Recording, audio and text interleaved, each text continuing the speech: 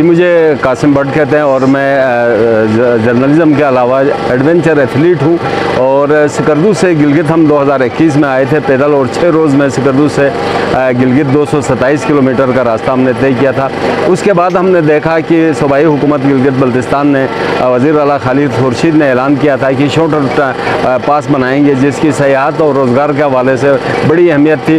तो हमने पहले फ़ेज़ में 2021 में सिकरदू से 16,000 फुट बुलंद शगरथंग से होते हुए आलम पास क्रॉस करके हम अस्तोर बुबिन पहुँचे थे। और सेकंड फेज़ जो हमारा रहता था वो रवां साल हमने अस्तोर शोटर से होते हुए हमने शोटर टॉप क्रॉस किया और आज़ाद कश्मीर के जो पहला गाँव था वो हरी पर्वत बेस कैंप पहुँचे, जहाँ से आगे फिर हमने गाड़ी में ट्रेवल किया और केल आज़ाद कश्मीर तक गए। तो इस पूरे ट्रिप का बुनियादी मकसद ये था, जो पुराने हमारे आज़ाद कश्मीर के साथ रिवायती जो रिश्ते थे, सकाफत, हिस्ट्री, कल्चर के हवाले से जो रिश्ता था उसको बहाल करना था। दूसरा, इस रूट के ज़रिए जो टूरिज़म का फ्लो है वो हम समझते हैं कि अगर सड़क बन जाती है, रूट बहाल हो जाता है, तो टूरिज़म अगर गिलगित बल्तिस्तान में आज अगर 20 लाख लोग आ रहे हैं, तो इस रूट की बहाली के बाद, शोटर पास की बहाली के बाद जो है वो 50 लाख से ज़ायद टूरिस्ट हमारे इलाके में आ सकते हैं, जिससे रोज़गार के नए मौके खुल जाएंगे। इसके अलावा जो है हमने देखना था कि हमारे बुज़ुर्गों ने इस रूट पे जो पैदल सफ़र किया था वो किन मुश्किलात से गुज़र के ये सारा ट्रैक कर चुके थे, उसका भी अंदाज़ा करना था। और अपने बुज़ुर्गों को भी ट्रिब्यूट पेश करना था कि उन्होंने उस ज़माने में, जबकि कम्युनिकेशन के कोई वसाइल नहीं थे, मुतबादिल कोई सड़क नहीं थी, वो पैदल जो है सिकरदू से गिलगित बल्तिस्तान के मुख्तलिफ इलाकों से वो शोटर क्रॉस करके आज़ाद कश्मीर फिर पाकिस्तान के बड़े शहरों तक जाते थे और सौदा सलफ जो है वहाँ से लेकर आते थे। तो इस पूरे रूट के अंदर जितनी लोगों ने हमें मोहब्बत दी, आज़ाद कश्मीर के लोगों ने, ज़िली इंतज़ामिया आज़ाद कश्मीर ने बड़ी मोहब्बत दी। और इतना लश ग्रीन एरिया जो है, वो जो पास्चर हैं उनके, हरियाली वहाँ पे है, जंगल हैं, घास है। तो ये एक यूनिक ट्रिप था हमारा, जिससे यकीनन इलाके की मईशत पे, इलाके की सयाहत पे बड़े अच्छे असरात जो है मुरतब होंगे।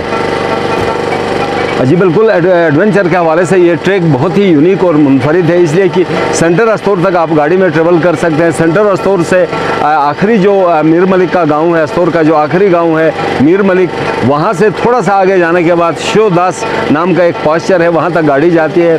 वहाँ अगर आप अर्ली मॉर्निंग वहाँ पहुँचते हैं तो आप ट्रैक का आगाज़ कर सकते हैं। और तकरीबन जो है 7 से 8 घंटे का ट्रैक है, और आज़ाद कश्मीर में फिर आप दाखिल हो सकते हैं, जहाँ से आपको जीप मिल सकती है। और एडवेंचर करने वालों के लिए ये ट्रैक बहुत ही खूबसूरत है, क्योंकि आपको पास्चर भी मिलते हैं, लेक्स मिलती हैं, रिवर है, जंगल है और घास है, यानी हर तरह का माहौल जो है इस ट्रैक के ऊपर आपको मिल सकता है। लेकिन इस ट्रैक को पहली मरतबा करने वालों के लिए ज़रूरी है कि वो पोटर अपने साथ रखें, टेंट अपने साथ रखें, और वेदर का कुछ पता नहीं चलता है तो गर्म कपड़े अपने साथ रखें, ताकि रास्ते में आपको किसी किस्म की मुश्किलात का सामना न करना पड़े।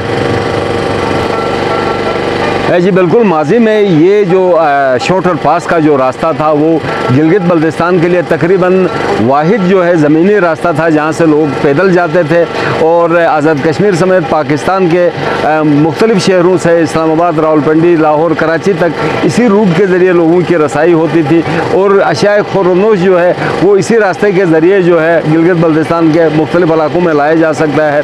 बुनियादी तौर पर इस पूरे ट्रैक में जो है 12 से 14 घंटे आपको हाइक करनी पड़ती है, जहाँ 10,000 फुट से लेकर आपको 16,000 फुट की बुलंदी तक भी ट्रेवल करना पड़ता है। और अगर इस रूट को बहाल किया जाता है तो यहाँ से टूरिज़म का एक बेपनाह सैलाब जो है उमड़ आ सकता है। टूरिज़म के लिए बहुत मौके हैं इस रूट के ऊपर, चूँकि जगह जगह पे आपको नया एक मंज़र देखने को मिलता है। अजी जब चल पड़े सफ़र को तो क्या मुड़ के देखना, दुनिया का क्या है उसने सदा बार बार भी। हमें घूमने फिरने का बड़ा शौक़ है और नेचर को बहुत ज़्यादा हम पसंद करते हैं। और हमारी टीम के मेंबरान हैं, भट्ट साहब, ज़ीशान साहब, ये हमेशा बेताब रहते हैं कि किसी नई लोकेशन पर, किसी नए मुकाम पर जाकर अपने कदम जमाए जाएं और नज़ारों को और फ़िज़ा को गवाह रखा जाए कि हम इस मुकाम पर आए थे। चूँकि ये तमाम नज़ारे फितरत ने हमारे लिए बनाए हैं और हम अपने इस इलाके में रहकर अपने इस पूरे इलाके को पूरी ज़िंदगी देख नहीं पाते। लेकिन हमारा मिशन ये है कि हम इस इलाके में, जिस इलाके में हम रहते हैं, कि दुनिया बहुत बड़ी है इस इलाके में बैठकर हम अपने इलाके को पूरी तरह से देखना चाहते हैं। हम इससे पहले 2 बार ट्रैक कर चुके हैं। गिलगित स्कर्दू रोड पे हमने सफ़र किया था वॉक फॉर विंटर टूरिज़म के थीम से। उसके बाद हमने नए रास्तों की तलाश के इन्वान से शगरतंग से अस्तोर तक ट्रैक किया, और नए रास्तों की तलाश के सिलसिले में ही जो हमारी अगली मंजिल थी वो शुंड पास क्रॉस करके आज़ाद कश्मीर पहुंचना था, जो कि एक कदीम रास्ता था। हमारे बुज़ुर्ग इस रास्ते का इस्तेमाल करते थे और ज़माना कदीम में ये आमदरफ़्त का वाहिद ज़रिया हुआ करता था, और आज़ाद कश्मीर और गिलगित बल्तिस्तान एक रिश्ते में ढले हुए थे और एक रिश्ते में बंधे हुए थे, और ये रिश्ता यही रास्ता था। और हमने ये सफ़र का आगाज़ बुनियादी तौर पर स्कर्दू से ही किया। स्कर्दू से हमने गाड़ी ली और हम अस्तोर पहुँचे। अस्तोर में हमने एक रात क़याम किया। वो कि हमारा प्रोग्राम वहाँ पर 2 रात क़याम करने का था, लेकिन वेदर फॉरकास्ट हमने देखा और जो लोग वहाँ उस रास्ते से आशना थे और कुछ वीलॉग्स हमने यूट्यूब पर देखे, उसके मुताबिक हमें पता चला कि अगर वहाँ पर वेदर ख़राब हो जाता है, मौसम ख़राब हो जाता है, तो सूरत हाल इंतहाई भयानक हो जाती है। चूँकि वो पूरा ग्लेशियर पर मबनी है और किसी भी टाइम ग्लेशियर और ब्रेस्ट हो सकता है, और मौसमियाती तब्दीली के असरात भी बहुत ज़्यादा महसूस किए जा रहे हैं उस खत्ते में। तो हमने एक दिन पहले ही अपने सफ़र का आगाज़ किया। बिल्कुल अनप्लान था और हमारे पास अशियाए ज़रूरियात जिसको कहते हैं खाने पीने की चीज़ें भी बहुत कम थी, क्योंकि सफ़र दुश्वार गुजार था और रास्ते से हम पूरी तरह से नाआशना थे। इसलिए हमने ज़्यादा राह कुछ भी नहीं लिया सिवाय चंद बिस्किट्स के और चॉकलेट्स के। और श्रेय उदास तक का जो सफ़र था वो हमने गाड़ी में तय किया, और हमें ये बताया गया कि श्रेय उदास से आगे गाड़ी नहीं जाती। लेकिन बाद में जब हमने ट्रैवल किया, वॉक की 2 घंटे बाद हम आखिरी क्लास पे पहुँचे जो चरागाह थी। वहाँ पर कुछ मकामी अफराद से हमारी मुलाकात हुई, तो उनके मुताबिक वहाँ तक गाड़ी आ सकती थी। तो इस ट्रैक के आगाज़ में ये हमारे साथ एक अनहैपनिंग हुई। अगर गाड़ी हमें लास्ट पॉइंट तक पहुँचाती तो शायद हमारे कुछ घंटे बच सकते थे। वहाँ पर चूँकि हम भूखे थे और हमारे पास कुछ भी नहीं था, वहाँ हमने जो मकामी बुज़ुर्ग हैं भट्ट साहब बहुत इस मामले में चालाक, मैं कहूँगा चालाक फितरत है। उन्होंने किसी तरह से उनके साथ रिश्तेदारी बना ली और वहाँ हमने नाश्ता किया। नाश्ते के बाद हमारी वो रिश्तेदारी वाकई में पक्की हो गई, और आज भी हम उन्हें याद करते हैं कि किस खुलूस के साथ, किस मोहब्बत के साथ उन्होंने हमें नाश्ता करवाया। और वहाँ पर नाश्ते में देसी घी उन्होंने पेश किया, और आधी पकी चाय जो मैं समझता हूँ 5 स्टार होटल से भी अच्छी थी। दूध उसमें बहुत ज़्यादा था, पत्ती का बेहतरीन इस्तेमाल था। वो चाय हमने पी, और कुछ बुज़ुर्गों ने हमें बताया था कि घी बहुत मुज़िर हो सकता है, लेकिन भट्ट साहब की भूख बहुत ज़्यादा थी, चनांचे उन्होंने घी कुछ ज़्यादा खाया। और वहाँ से हमने सफ़र का आगाज़ किया। रास्ता हमारे लिए बिल्कुल अनजान था, लेकिन चूँकि भट्ट साहब की तबीयत थोड़ी सी बिगड़ गई, और हमें लगा था कि शायद चूँकि भट्ट साहब हमारे हर टूर में एक ऑक्सीजन के तौर पर काम करते हैं। वो चलते हैं तो हमारी सांसें चलती हैं, वो चलते हैं तो हमारे कदम चलते हैं। कभी कभार उनके कदम तेज़ चलते हैं तो हम थक जाते हैं, ये अलग मामला है। तो इस बार खिलाफ तवक्को हमारे मीर कारवां जो हमेशा हमसे आगे होते थे, 10-12 मिनट की मुसाफत पर होते थे हर सफ़र में, इस बार वो हमसे तकरीबन आधा घंटे की मुसाफत पर पीछे थे। और वहाँ पर एक बुज़ुर्ग से, एक जवान से हमारी मुलाकात हुई जिन्होंने इस रोड पर काम करवाया था। उनके मुताबिक ऊपर टॉप तक रोड जा सकती थी, जो कि हमारे लिए इंतहाई हौसला अफजा बात भी थी, और एक तरह से गुस्सा भी आ रहा था कि हम ऊपर तक गाड़ी लेके क्यों नहीं गए। रोड प्रॉपर है जी, और ट्रैक बना हुआ है। अगर आप मोटर बाइक पे हैं तो आप ऊपर टॉप तक मोटर बाइक लेके जा सकते हैं, और अगर आप अच्छे ट्रैकर हैं तो आप तकरीबन 5 से 6 घंटे की ट्रैकिंग के बाद आप टॉप तक पहुंच सकते हैं। रास्ते में जो मुख्तलिफ लोगों से हमारी मुलाकात हुई वो बड़ी इंटरेस्टिंग है, क्योंकि हमें बताया ये गया था यहाँ अस्तोर सेंटर से या उन तमाम लोगों से जिनसे हमने मालूमात ली थी कि आप 3-4 बजे तक हरी पर्वत पहुंच सकते हैं या कश्मीर पर उतर सकते हैं। तो हमारे जहन में 3-4 घंटे की मुसाफत थी, लेकिन रास्ते में जिन जिन लोगों से हमारी मुलाकात हुई उसमें से एक चाचा से मैंने हल्की गुफ्तगू की, तो उस चाचा ने कहा कि आप लोग आज नहीं पहुंच सकते। वो कि ये हकीकत पर मबनी था, लेकिन हमें बड़ा गुस्सा आ रहा था चाचा पर कि चाचा हमें डरा रहा है या फिर हमारे हौसले पस्त कर रहा है, लेकिन चाचा सही बात कर रहे थे। आगे एक और जवान से हमारी मुलाकात हुई जो अपने मवेशी लेकर आ रहा था। उन्होंने हमें बताया कि जनाब रास्ता बहुत ज़्यादा है और आप शाम को टॉप पर पहुंच सकते हैं। ये एक खिलाफ तवक्को बात थी, और उनसे हमने दरियाफ़्त किया कि आप खुद क्या कभी इस टूर पे गए हैं, तो उनका ये कहना था कि मैं बिल्कुल नहीं गया, लेकिन मुझे अंदाज़ा है एक बार मैं टॉप तक गया हूँ और टॉप तक पहुँचते पहुँचते मुझे रात का सामना करना पड़ा था। रात की तारीखों का मैंने मुकाबला किया था। फिर हम पहुँचे तकरीबन कोई 2 बजे के टाइम पे हम टॉप पे पहुँचे। टॉप तक के रास्ते की अगर मैं बात करूँ तो वो एक हिडन हेवन है, एक गुमशुदा जन्नत है। वहाँ पर जा बजा आपको ग्रीन फील्ड्स मिलते हैं, ग्लेशियर्स का साफ़ शफाफ पानी, बहते झरने और नदी नालों का शोर आपको फितरत के बहुत ज़्यादा करीब कर देता है। और कुछ पॉइंट्स ऐसे हैं जहाँ पर आप रुकना चाहेंगे लाजमी तौर पर, आगे आपके कदम डगमगा जाएंगे, लेकिन इस तवक्को के साथ कि आगे का मंज़र इससे ज़्यादा खूबसूरत होगा कि आप चलने पर मजबूर हो जाते हैं। ख़ास तौर पर जो हुनथली ट्रनबिली ग्लेशियर जो है वो इंतहाई खूबसूरत है, एक स्टैंडिंग ग्लेशियर और एक तरह से अजूबा भी है दुनिया का, वो दुनिया की नज़रों से ओझल है। उस ग्लेशियर ने हमें बहुत ज़्यादा अट्रैक्ट किया और जब हम जो टॉप पर पहुँचे, टॉप पर एक ग्रीन फील्ड है, उस ग्रीन फील्ड के साथ जो ग्लेशियर है उसका नज़ारा इंतहाई दिलफरेब होता है। वहाँ से आगे आपके कदम पूरी तरह से डगमगा जाते हैं, आप चाहते हैं यार मैं बस यहीं का होकर रह जाऊँ।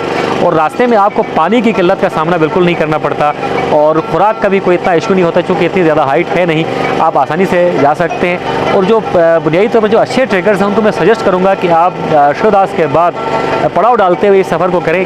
कुछ 5-6 दिनों का ये ट्रैक करें, आपको मज़ा आएगा और आप हर सूरत इस ट्रैक पर बैठना चाहेंगे। उसके बाद जब हम टॉप पर पहुँचे, वजाहत साहब तो नज़ारा इंतहाई दिलफरेब था। बादलों को वो कहानियों में हमने सुना था और एहसासात में इस तरह के जज्बात उभरते हैं कि हम बादलों को टच करें, बादलों में खो जाएं, बादलों से गले मिलें। मैंने वो फीलिंग शुंड टॉप के ऊपर देखी है कि किस तरह बादल तेज़ी से चलते हैं और हमारे सर के ऊपर से चलते हैं, हमें छू कर चले जाते हैं, शरारत करते बादल आपको वहाँ पर दिखाई देते हैं। जब हम टॉप पर थे तो कड़कती धूप थी, जिस तरह आप फुटेजेस में देख रहे हैं, और जो ही हम नीचे उतरे तो डिसेंडिंग काफ़ी मुश्किल है। डिसेंडिंग का जो कुछ एरिया है, तकरीबन 5 किलोमीटर का एरिया लगभग समझ लीजिएगा, वो काफ़ी ख़तरनाक है, पथरीला रास्ता है और ग्लेशियर है, किसी भी टाइम आउटब्रेस्ट हो सकता है और वहाँ पत्थरों का गिरना एक मामूल की बात है। तो वो जो पॉइंट हमने क्रॉस किया और जब हम नीचे उतरे टॉप से तो ऊपर बादलों ने पूरी तरह से टॉप को दोबारा से अपने कब्ज़े में ले रखा था। और टॉप के ऊपर जो भी आप वीडियो में देख रहे हैं, वो जो एक टावर टाइप का है, वो टावर दुनिया का मैं समझता हूँ 8वां अजूबा है।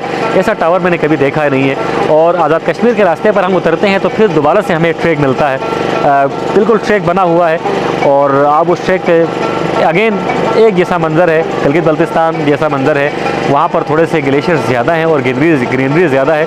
वहाँ पर जाकर आपको वाकई में लगता है कि आप कोई छोटी जन्नत से बड़े जन्नत में आ गए और आपका रास्ता इतना खूबसूरत है कि दिल कर रहा है कि बस इस जन्नत की तरफ दौड़ते ही चले जाएं। फिर जब हम रात को वहाँ पर हरी पर्वत पहुँचे तो वो भी एक अलग कहानी है कि पाँव हमारे पूरी तरह से सुन हो चुके थे, चूँकि हम मुसलसल उतराई की तरफ बढ़ते जा रहे थे और एक उतराई का ना ख़त्म होने वाला सिलसिला, जिस तरह भट्ट साहब कहते हैं अमूमन 75 फीट बल्कि 75,000 फीट की जो लंबी उतराई थी उसे हम क्रॉस कर गए। और वो कहते हैं कि कभी कभार डूबते को तिनके का सहारा, दूर से हमें एक लाइट नज़र आई, वो उस लाइट ने हमें तहरीक दी और हम कम से कम 2 घंटा उस लाइट के ताक़ुब में चलते रहे हैं और बिला आखिर हम हरी पर्वत के मुकाम पर पहुँचे, जहाँ पर भट्ट साहब हमसे पहले पहुँचे थे और एक साहब थे, उन्होंने हमें वेलकम कहा और उनसे हमने बुनियादी मालूमात ली। तो रात के वक्त वहाँ से गाड़ी नहीं जाती, हमें लगा कि शायद उस बंदे ने हमारे साथ ड्रामा किया हो, लेकिन अल्लाह से जब हमने देखा तो वाकई में रात को गाड़ी जाने की कंडीशन नहीं थी। अपना हरी पर्वत से अड़ंकेल का जो रास्ता है वो इंतहाई दुश्वार गुजार है, खूबसूरत ज़रूर है लेकिन जीप पे इंतहाई दुश्वार गुजार है। तो वहाँ पर रात हमने गुजारी और अल्लाह सुबह जब हमने आँखें खोली और हमें बादलों से खेलता हरी पर्वत का पहाड़ नज़र आया तो यकीन माने जहमतें सारी वसूल हो गई। वो कहते हैं जहमतें वसूल होना, वहाँ पर हमारी सारी जहमतें वसूल हो गई और हमें लगा कि यार हम सफ़र ना करते तो शायद इस नियामत को हम कभी ज़िंदगी में देख नहीं पाते और दुनिया में शायद बहुत कम लोग होंगे जिन्होंने हरी पर्वत को उस रूप में देखा होगा जिस रूप में हमने देखा। ये तो था सफ़र का अहवाल। और वहाँ से हम केरल की तरफ निकले। वहाँ पर आज़ाद कश्मीर गवर्नमेंट ने और ख़ास तौर पर टूरिज़म डिपार्टमेंट ने, वहाँ के जो कमिश्नर साहब ने हमें बहुत फैसिलिटेट किया, हमारे साथ ताउन किया, हमें इज़्ज़त दी और यकीनन उनको भी इस रोड की अहमियत का अंदाज़ा है। और हम भी गए इसीलिए थे कि हमें ज़हमतें बर्दाश्त करने का इतना शौक़ नहीं है, हम इसीलिए गए थे कि यार ये रास्ता बहाल हो। ये रास्ता एक अरसे से हमारे बुज़ुर्ग इस्तेमाल करते रहे और शॉर्ट रास्ता है। आप अंदाज़ा करें, मेरे ख़्याल में 31 से 34 किलोमीटर के दरमियान का फासला है, इतना ज़्यादा फासला नहीं है। वहाँ पर अगर रोड बनाई जाए तो गिलगित बल्तिस्तान, बिलखुसूस स्कर्दू जहाँ से मेरा ताल्लुक़ है, अस्तोर के लोग हैं, गिलगित के लोग हैं, उनको बेहतरीन सफरी सहूलियात मुयसर आ सकती हैं। वो सिर्फ चंद घंटों बाद मुजफ्फराबाद और फिर इस्लामाबाद पहुँच सकते हैं। तिजारत के नए रास्ते खुलेंगे, तहज़ीब और सकाफ़त के नए रास्ते खुलेंगे और साथ साथ सयाहत को एक बूम मिलेगा। जिस तरह अभी गिलगित स्कर्दू रोड है या फिर KKH है, यहाँ से काफ़ी लंबा सफ़र करके यहाँ स्कर्दू तक या गिलगित तक या अस्तोर तक आप पहुँच सकते हैं। इस सफ़र के बाद तो पूरी दुनिया के टूरिस्ट यहाँ पर आएंगे और मैं समझता हूँ कि सयाहत के फ़रोग़ के लिए और गिलगित बल्तिस्तान में तिजारती सरगर्मियों को फ़रोग़ देने के लिए ये बहुत अहम मनसूबा है। और हमने चिराग जलाना था, हमने रास्ता दिखाना था और हमने बाद अज़ा मुलाकातें भी की। यहाँ चीफ मिनिस्टर गिलगित बल्तिस्तान खालिद खुर्शीद साहब से भी हमारे टीम मेम्बरान ने मुलाकात की। वहाँ पर AJK में हमारी हाई ऑफिशियल से मुलाकात हुई। सब इस बात पर मुत्तफ़िक़ हैं कि इस रोड को बनना चाहिए और ये रोड बड़ा अहम है।